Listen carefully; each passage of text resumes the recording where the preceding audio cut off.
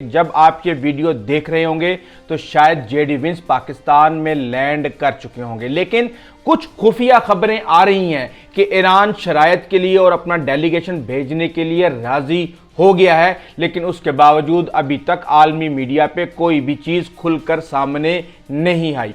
अब हम ये देख रहे हैं कि इस वक्त खित्ते के अंदर बड़ी तेज़ी के साथ तब्दीलियां हो रही हैं। कतर के साथ पाकिस्तान का एक दिफाई मुआहिदा हो चुका है या हो गया है, या उसके ऊपर इब्तदाई जो मसवदा था वो लिखा जा चुका है, और उस समेत बहुत कुछ ऐसा हो रहा है। उसकी तफसील आपको देंगे और आपको बताएंगे कि इस वक्त ट्रंप क्या खेल खेल रहे हैं ईरान के साथ, और डील फाइनल हो चुकी थी लेकिन ट्रंप ने उसको कैसे आखिरी लम्हात में बर्बाद किया।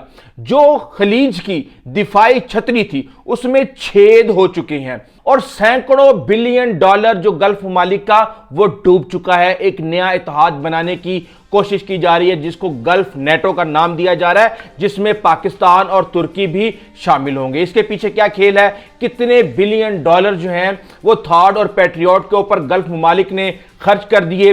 यूएई क्यों अमेरिका को धमकियां दे रहा है और इसका क्या इंपैक्ट होगा अगर वो चीनी करेंसी को स्वैप करता है, तो आलमी तिजारत में कितना बड़ा भूचाल आ सकता है। इस समेत आपको बहुत कुछ बताऊंगा कि किस तरह 6 C-17 त्यारे अमेरिका के नूर खान एयरबेस पर लैंड किए, जबकि 14 से ज़ायद त्यारे अमेरिका से जदीद जंगी साजो सामान लेकर मशरिक़ वस्ता पहुंच रहे हैं। एक तरफ मुज़ाकरात की तैयारी हो रही है, दूसरी तरफ एक बड़ी जंग की तैयारी हो रही है, और हम ये देख रहे हैं कि चाइना इसके अंदर एक अहम खिलाड़ी के तौर पर सामने आ चुका है।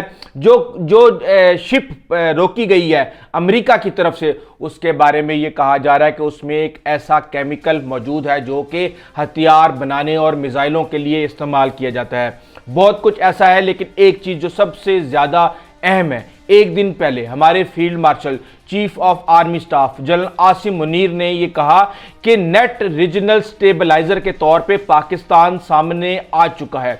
अब हम ये देख रहे हैं कि कतर के साथ स्ट्रेटेजिक एग्रीमेंट की खबरें भी बाहर आ रही हैं, और जीसीसी ज्वाइंट डिफेंस डेवलपमेंट के हवाले से बात कर रहा है। तो हम ये देख रहे हैं कि जिस तरह का मुआहिदा पाकिस्तान ने सऊदी अरब के साथ किया, उसी तरह का मुआहिदा हम कतर के साथ करने जा रहे हैं, और बड़ी सस्ती डील पाकिस्तान ने की है। कहा जा रहा है कि $2 बिलियन पाकिस्तान को जो कतर की तरफ से दिए गए हैं, शायद वो इन्हीं सर्विसेज के बदले में दिए गए हैं। जबकि यूएई अपनी एक अलग उड़ान पर नजर आ रहा है, और कहा जा रहा है कि उन अंदरूनी हल्के जो खबरें दे रहे हैं कि यूएई चाहता है कि इसराइल के साथ एक डिफेंस सेटलमेंट की जाए इस खित्ते के अंदर अपने दिफा के लिए।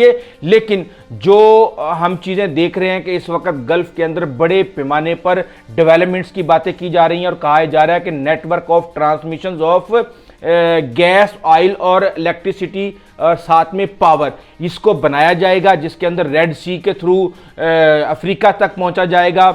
जो ओमान है, ओमान से पाइपलाइन बिछाकर बहिरा हिंद तक लाई जाएगी, और इसके साथ ही शाम से पाइपलाइन जो है वो सीधी मेडिटेरियन सी के अंदर लेके जाएंगे। तो हम ये देख रहे हैं कि इस वक्त गल्फ ममालिक जो पाकिस्तान में होने वाले मुज़ाकरात हैं उनसे भी बहुत ज़्यादा परेशान है। उसकी वजह यह है कि इससे पहले बात हो रही थी ईरान की प्रॉक्सीज को ख़त्म करने की, इससे पहले बात हो रही थी ईरान के बैलिस्टिक मिसाइल की रेंज को कम करने की, लेकिन अब जो बात हो रही है वो सिर्फ और सिर्फ अफजुर्दा यूरेनियम और उसके साथ स्ट्रेट ऑफ हार्मूज के ऊपर कब्जा। हम ये देख रहे हैं कि शायद अमेरिका ये एग्रीमेंट करने जा रहा है कि वो स्ट्रेट ऑफ हार्मूज पे खामोशी से ईरान की बालादस्ती को कबूल कर लेगा, जबकि दूसरी तरफ इनरिच्ड यूरेनियम है उसके ऊपर कुछ ना कुछ एग्रीमेंट कर लिया जाएगा। इसके साथ ही हम ये देख रहे हैं कि chief of army staff general Asim Munir के खिलाफ इंटरनेशनल मीडिया पे जहां तारीफें की जा रही हैं, वहीं इसराइल और भारत का गठजोड़ उनके खिलाफ साजिशें करने पे पेश है। हम ये देख रहे हैं कि फॉक्स न्यूज़ खबरें लगा रहा है, वॉल स्ट्रीट जर्नल खबरें लगा रहा है, वाशिंगटन पोस्ट खबरें लगा रहा है, और ये कहा जा रहा है कि एक इस्लामिस्ट जो कि IRGC के इंतहाई करीब है, वो ट्रंप के करीब कैसे हुआ? कभी कोई मिनरल्स की बात कर रहा है, कभी कोई क्रिप्टो करेंसी की बात कर रहा है, कभी कोई तेल की बात कर रहा है, कभी कोई चापलूसी की बात कर रहा है। और कहा यह जा रहा है कि जनरल आसिम मुनीर 2016 से 17 में, जो कि ISI के चीफ थे, उन्होंने उस वक्त IRGC की इंटेलिजेंस ऑपरेट्स के साथ अपने ताल्लुकात को इस्तवार किया। कासिम सुलेमानी, कमांडर हुसैन सलामी समेत बहुत से बड़े लीडरान जो कि इस्राएली हमलों में मारे गए हैं, उनके साथ इनके दरीना ताल्लुकात थे। अब यह कहा जा रहा है कि इंटेलिजेंस, फौज, ईरान की सफारती कोर और सियासी क़यादत सबके साथ ही इनके ताल्लुकात हैं और एक ही शख्स ट्रंप और ईरान के कुछ ताकतवर कमांडरों के करीब कैसे हो सकता है। अब एक बात मैं आपको बता दूं, ये पता नहीं इनकी अकल मोटी है, ये जान के ये मासूम बनने की कोशिश कर रहे हैं। पाकिस्तान की ISI के ईरान के साथ आज चली बहुत पुराने ताल्लुकात हैं और ये कोई एक शख्स नहीं मैनेज करता, ये एक एजेंसी डील करती है। और हमने ये देखा है कि DG ISI general Asim Malik जो है वो हमेशा साथ होते हैं इस तरह के मामलात के अंदर। और हम ये देख रहे हैं कि जब हिंदुस्तान का मामला हुआ तो पाकिस्तान ने बड़ी होशियारी के साथ ट्रंप के साथ ताल्लुकात बनाए। पब्लिक पॉलिसी और स्ट्रेटेजिक सिक्योरिटी मैनेजमेंट के अंदर फ़लसफ़े की डिग्री हासिल की हुई है जनरल आसिम मुनीर ने। और ये कहा जा रहा है कि इनका जो नज़रिया है वो एक तरह से लेन देन का है और रियासत पर मबनी आलमी नुक्ता नज़र के हवाले से ये चीज़ों को सोचते हैं। और इस वक्त ईरान और अमेरिका आपस में मुज़ाकरात नहीं कर रहे, बल्कि ये रावलपिंडी के साथ मुज़ाकरात कर रहे हैं, जो कि दरमियान का रास्ता निकाल रहा है। और ये कहा जा रहा है कि एतमाद कायम करने में जनरल आसिम मुनीर ने 1.5 से 2 साल लिए, लेकिन अब इनके रुकने का कोई इम्कान नहीं है और ये बड़ी तेज़ी के साथ आगे बढ़ रहे हैं। इसके साथ ही ताल्लुकात की, इससे पहले कि मैं मशरिक़ वस्ता पर आऊँ, मैं आपको ये बता दूं कि ट्रंप ने एक नई ट्वीट की है जिसके अंदर वो कह रहे हैं कि JCPOA यानी कि ये वो डील है जो कि बाराक ओबामा ने की थी 2015 में ईरान के साथ। वो कह रहे हैं कि हम उससे बेटर डील हासिल करेंगे अगर हमने हासिल की, क्योंकि उस वक्त $1.7 बिलियन कैश जो है वो बोइंग तैयारे में भर के ईरान को भिजवाया गया था और वाशिंगटन DC, वर्जीनिया और मैरीलैंड के बैंक खाली हो गए थे। वो ये कह रहे हैं कि ये जो डील है ये गारंटी देगी पीस की, सेफ्टी की, सिक्योरिटी की, ना सिर्फ अमेरिका को, इसराइल को, मशरिक़ वस्ता को और यूरोप को भी।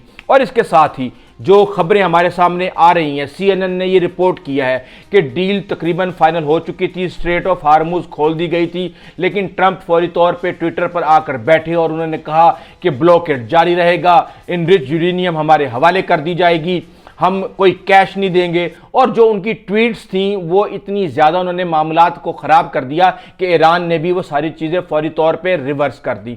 अब 14 जहाज़ C-17 ग्लोब मास्टर अमेरिका के जंगी साजो सामान लेकर आ रहे हैं मशरिक़ वस्ता में। ये एक 24 घंटे की कहानी मैं आपको बता रहा हूं और इस वक्त बड़े लेवल पर तैयारी की जा रही है जंग की, और इस वक्त बड़े लेवल पर जंग की तैयारी की जा रही है। इसके साथ ही हम ये देख रहे हैं कि चाइना इस जंग में तकरीबन ड्रैग हो चुका है। उसकी कुछ वजूहात है।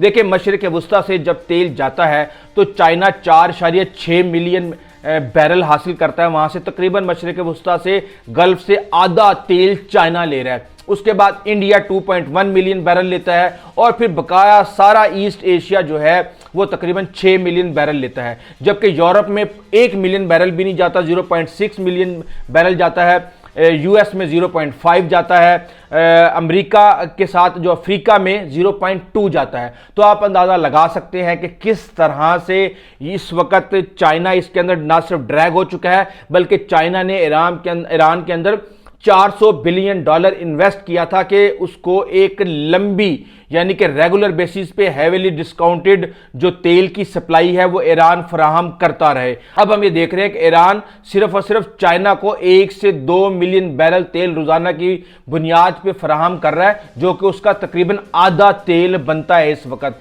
तो हम ये देख रहे हैं कि एक तरह से जो प्रोडक्शन हब है पूरी दुनिया का, उसको इस वक्त स्टेबिलिटी चाहिए, उसको इस वक्त एनर्जी चाहिए और वो बड़े बुरे तरीके से इससे मुतासिर हो रहा है। इसी दौरान हम ये देखते हैं कि फील्ड मार्शल ने फ़ोन कॉल की है ट्रंप को और उनको ये कहा है कि जनाब अगर आप आबने हम्स की नाकाबंदी ख़त्म कर दें तो मुज़ाकरात की राह में रुकावटें ख़त्म हो जाएंगी। तो ट्रंप ने कहा कि मैं इसके ऊपर नज़रसानी करूंगा, लेकिन अभी तक जो उनके बयानात आ रहे हैं उसके मुताबिक उन्होंने नाकाबंदी के बारे में कहा है कि जब तक मुआहिदा ख़त्म नहीं हो जाता ये नाकाबंदी जारी रहेगी। इसी दौरान हम ये भी देख रहे हैं कि इस्लामाबाद में तैयारियां मुकम्मल हैं। ईरानी वफूद के आने की तकरीबन 95% यकीन दहानी इस्लामाबाद को हो चुकी है और इब्राहिम अजीज़ी जो कि IRGC के साबका कमांडर हैं, पार्लियामेंट का हिस्सा हैं, वो ये कह रहे हैं कि ये सब कुछ मस्बत इशारों पर मुनहसर है। हो सकता है शाम को 5 बजे जब ट्रंप उठें और ट्वीट्स करना शुरू करें तो उसके बाद जो है वो मामलात कुछ और हो जाएं। अब हम ये देख रहे हैं कि UAE ने मीटिंग की है US के साथ और उन्होंने कहा है कि जनाब हम चीनी करेंसी को अपना सकते हैं वरना अमेरिका हमें करेंसी स्वैप का ऑप्शन दे।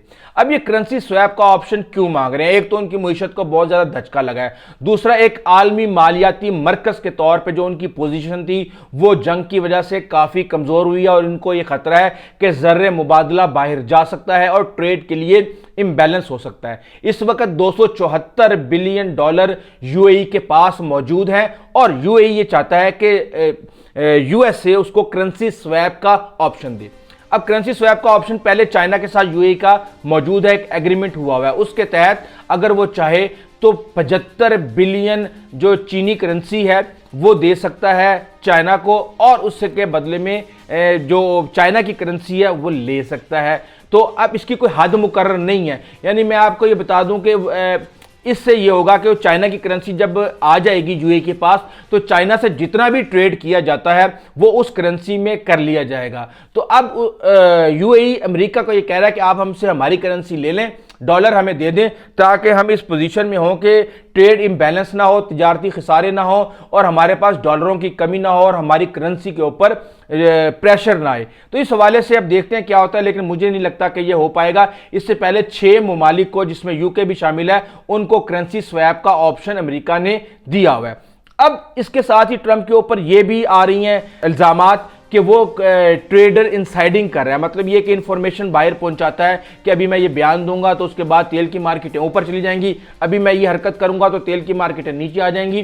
तो उस हवाले से कई मशकूक ट्रांजैक्शंस नजर आ रही हैं जिन्होंने बिलियंस ऑफ डॉलर रुपीस इस तरह की इनसाइडर ट्रेडिंग के ऊपर ट्रेड करके हासिल किया है। इसके साथ हम ये देख रहे हैं कि आपको पता है कि आयरन डूम इसराइल का हो या अमेरिका का थार्ड सिस्टम हो, पैट्रियट मिसाइल हो, तमाम तर जो सिक्योरिटी थी मशरिक़ वुस्ता की वो इन जो मिसाइल दिफाई लॉन्चर्स हैं इन पर डिपेंड करती थी और ये कहा जाता था कि किसी भी किस्म के बैलिस्टिक मिसाइल और जो दूसरी ड्रोन्स वगैरह हैं वो कुछ नहीं बिगाड़ सकते, वो टारगेट्स को हदफ नहीं बना सकते।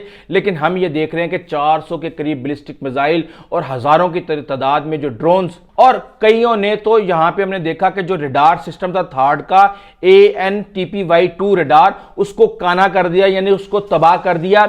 उर्दन, सऊदी अरब, UAE के अंदर ये वाकयात पेश आ चुके हैं जो कि मीडिया पर रिपोर्ट भी हुए हैं। अब हम ये देख रहे हैं कि तकरीबन $100 बिलियन के करीब जो है वो पूरे गल्फ ने इसके ऊपर खर्च किया, जो कि अब बिल्कुल बेकार नजर आता है क्योंकि ईरान 100 के करीब मिसाइल बनाता है बकौल मार्को रूबियो के, जबकि 6 से 7 इंटरसेप्टर टोटल अमेरिका के अंदर बनते हैं एक माह के अंदर। तो आप अंदाजा लगा सकते हैं कि इतने बड़े गैप को 6 से 7 बैलिस्टिक मिसाइल को रोक लेंगे तो बकाया जो 93 बैलिस्टिक मिसाइल हैं वो तो अपने मुकाम पर आकर टिकेंगे, तो फिर उसका क्या फायदा। इसी तरह हम ये देख रहे हैं कि सऊदी अरब ने तकरीबन $142 बिलियन की डील की थी जिसमें $9 बिलियन की पैक मिसाइल शामिल थे, $15 बिलियन का थॉर्ड का अभी रिसेंटली 7 यूनिट्स का एग्रीमेंट किया है। UAE ने सिर्फ मार्च 2026 में $8.40 बिलियन जो है सिर्फ इसके ऊपर खर्च किया।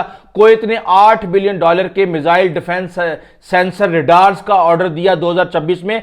GCC ममालिक कलेक्टिवली $5 बिलियन सिर्फ इंटरसेप्टर्स पर खर्च कर चुके हैं, जबकि इनकी जो एक्यूरेसी है 90% बैलिस्टिक मिसाइल के लिए और 85% ड्रोन्स के लिए। लेकिन थर्ड का जो इंटरसेप्टर है वो $15 मिलियन का है, जो पैक का है यानी कि पैट्रियट का है वो $4 से $5 मिलियन का है। लेकिन वो रोकते किसको है?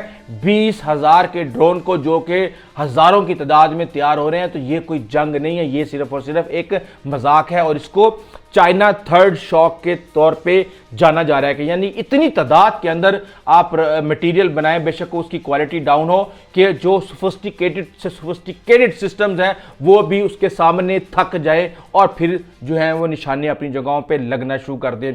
इसी दौरान हम ये देख रहे हैं कि चीज़ें बड़ी तेज़ी के साथ डेवलप हो रही हैं, ना सिर्फ डेवलप हो रही हैं बल्कि इस वक्त पीट हेगसेथ जो कि अमेरिका के सेक्रेटरी ऑफ वार हैं, उनके बारे में भी ये कहा जा रहा है कि उनकी नौकरी अब खतरे में, ट्रंप शायद उनको फारिग कर दे और उनकी जगह पे डैन ड्रिस्काल जो कि आर्मी सेक्रेटरी हैं उनको ले आए। हमें देख रहे हैं चीज़ें बड़ी तेज़ी के साथ डेवलप हो रही हैं। एक ही लम्हे में ट्रंप कहते हैं कि मुज़ाकरात कामयाब हो गए, बहुत अच्छे जा रहे हैं, अगले ही लम्हे वो कहते हैं कि हम हमला करेंगे, तबाह कर देंगे, और अगले ही लम्हे वो कोई और नई बात करते हैं। लेकिन जो खलीजी ममालिक हैं वो इस वक्त बहुत ज़्यादा परेशान है और चाइना एक अपनी लंबी खेल खेल रहा है। इस वाले से आपको अपडेट करते रहेंगे। अभी तक के लिए इतना ही, आइंदा तक इजाज़त दीजिए। अल्लाह हाफिज़।